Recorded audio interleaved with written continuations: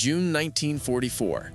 A French railway man finishes his midday meal, slips behind a signal box, and crushes a tiny brass tube beneath his boot.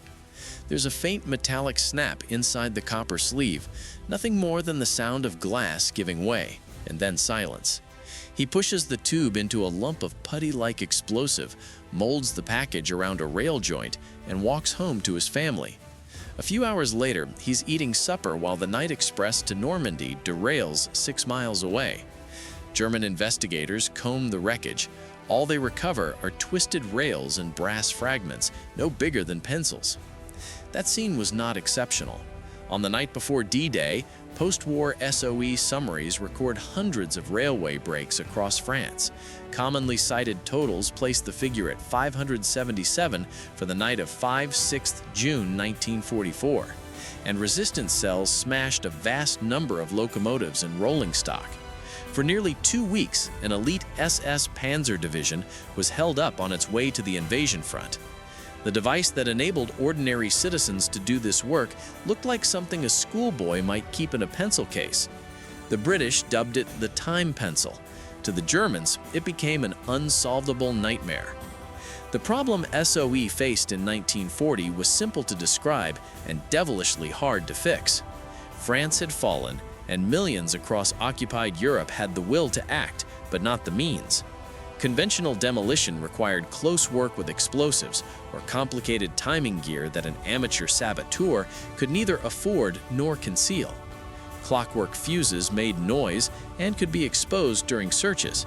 Electrical timers needed batteries that might fail over months in hiding.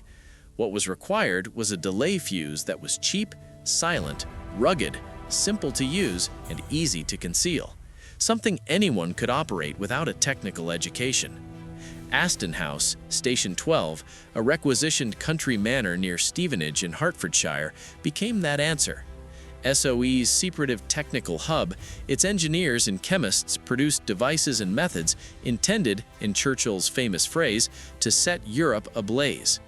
The time pencil emerged there, credited after the war by the Royal Commission on Awards to Inventors to Lieutenant Commander A.J.G. Langley, Station 12's first commandant. What Langley's team achieved was elegant and ruthlessly practical, a wholly chemical delay mechanism that required no moving clockwork, no battery, and no ticking sound to betray the user. The standard time pencil measured almost exactly like an ordinary wooden pencil, roughly 5 inches long and 5/16 of an inch in diameter, encased in brass and weighing about a half an ounce in the early wartime models. Later, economy versions weighed barely over half an ounce.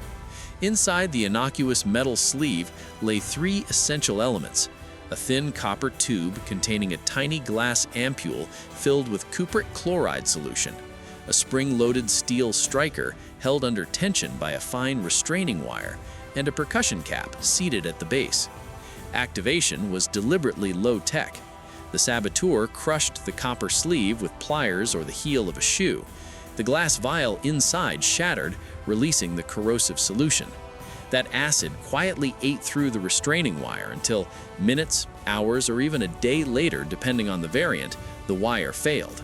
The compressed spring then shot the striker down onto the percussion cap.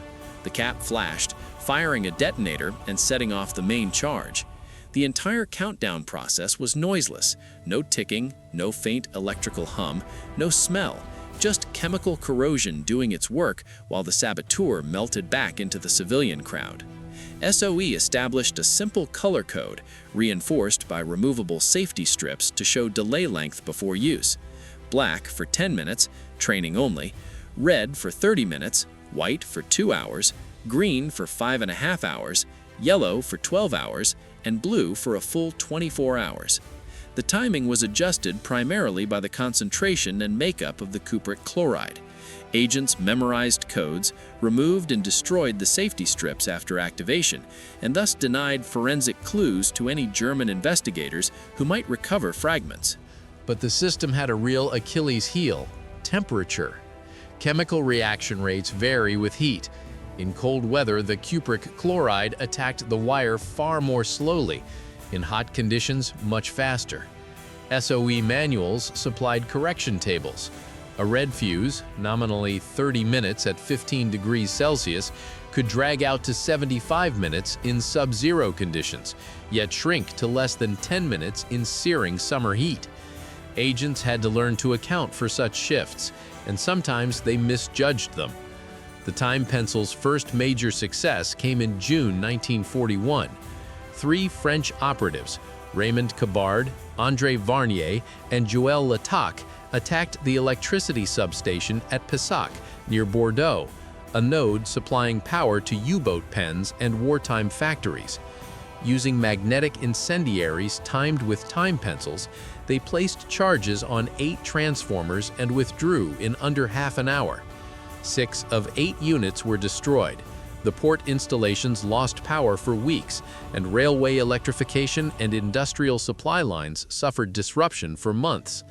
Hugh Dalton, Minister of Economic Warfare, wrote to Churchill that such precision attacks could be more effective and less costly in civilian lives than massive area bombing. Sabotage proved both surgical and politically pragmatic. After RAF raids on the Peugeot factory at Sochaux in July 1943 killed over 100 civilians without crippling production, SOE operative Captain Harry Ray pursued a different approach. He negotiated directly with factory management. Rudolph Peugeot supplied drawings and contacts. In November 1943, saboteurs placed explosives on compressors and transformers using time pencil delays and plastic explosive. The plant's output of tank parts was interrupted without civilian casualties. The RAF agreed to suspend further mass bombing of cooperating facilities. The moral argument for precise sabotage resonated in occupied territories. But the time pencil's greatest test and triumph came on the eve of the Allied invasion, when the BBC transmitted 210 coded messages on 5 June 1944. French SOE cells and the resistance executed Plan Vert, a coordinated nationwide campaign to sever the railway network and isolate Normandy from German reinforcements. The results were dramatic. Within 24 hours, SOE and resistance groups reported hundreds of rail breaks. Many post-war tallies cite 577 interruptions that night. In southeastern France alone, 52 locomotives were destroyed on 6 June. Rail traffic into Normandy and across France suffered repeated interruptions through the summer, paralyzing German logistics. Resistance leaders played a pivotal role. Pearl Witherington, the only woman to command a significant SOE network in France, marshaled a Maquis force estimated between 2,000 and 3,500 fighters. Her teams executed more than 800 rail interruptions between Paris and Bordeaux, inflicted roughly 1,000 German casualties over 4 months, and eventually accepted the surrender of some 18,000 enemy troops. She refused a civil MBE after the war, observing that what she had done was far from civil. Perhaps the single most tangible strategic payoff came in delaying the 2nd SS Panzer Division Das Reich. Stationed near Toulouse with some 15,000 men and over 200 tanks and assault guns, the unit should have reached Normandy within a few days by rail. Major Tony Brooks' Pimento network systematically sabotaged the flat cars by pouring abrasive grease into axle boxes so wheels seized after a few miles. Unable to move by rail, Das Reich forced its tanks to travel by road across a hostile countryside, trailed by resistance ambushes, destroyed bridges, and cut fuel lines. What might have taken 3 days stretched into nearly 3 weeks. The division did not arrive intact until late June, by which time the Normandy beachhead was far more secure.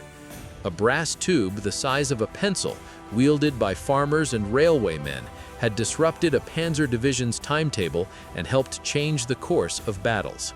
The Germans captured time pencils on occasion, yet never adopted an equivalent simple chemical delay for mass use. Their ordnance factories concentrated on clockwork and electrical timers for aerial bombs. Their assessments appeared to have dismissed the crude simplicity of a glass ampule and corrosive bath as undignified or unreliable. They underestimated the strategic virtue of a device cheap enough to be distributed widely and simple enough to be used by untrained civilians. The time pencil effectively democratized sabotage. Captured examples did, however, find dramatic uses. On 13 March 1943, anti-Nazi officers in the German army attempted an assassination on Hitler's aircraft as it left Smolensk. Major General Henning von Treschow smuggled a bomb disguised as cognac aboard the plane. Lieutenant Fabian von Schlabrendorf banged the 30-minute fuse closed and placed the parcel on the aircraft. The device failed to detonate. Investigations later suggested the extreme cold in the unheated cargo hold slowed the chemical action and the percussion cap misfired. The same time pencil technology played a role in the later 20 July 1944 briefcase bomb used by Klaus von Stauffenberg. This device did detonate, but Hitler survived only because the briefcase was shifted behind a heavy oak table leg.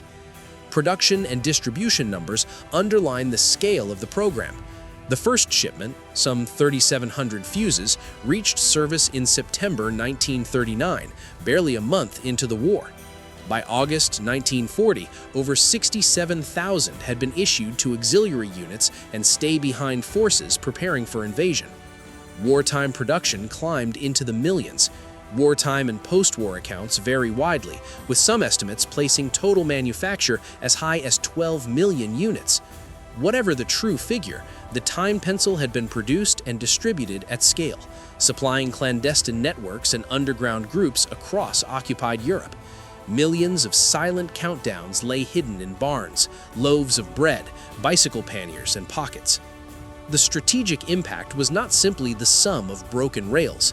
Time pencils enabled tailored, low-collateral attacks that denied the occupier the ability to concentrate force. German security forces felt paranoia seep into every corner of civilian life.